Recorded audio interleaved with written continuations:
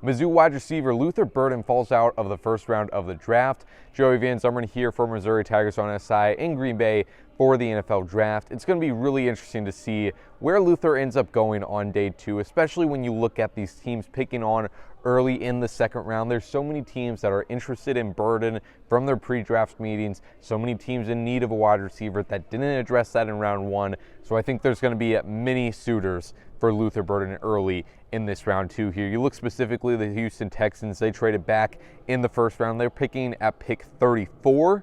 I could definitely see them being interested in adding a wide receiver, especially now that they have a lot more picks to use later on in these few days here.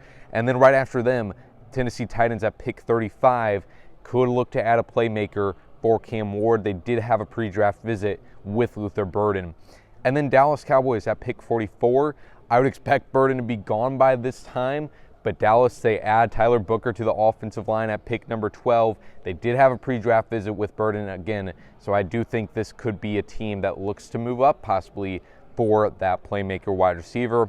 And then finally, the New Orleans Saints at pick number 40. Again, maybe looking to add a wide receiver to that group. They have the connection of Kellen Moore taking over as the head coach there and his brother Kirby Moore being the offense coordinator at Missouri. So it should certainly be interesting to see where Luther Burden ends up. I don't think this is something to really be worried about. Obviously, looking at social media, you can see that Luther Burden is taking this personally, and that makes a ton of sense. But really, I think Luther Burden is going to end up in a good situation and be able to have a successful career in the NFL.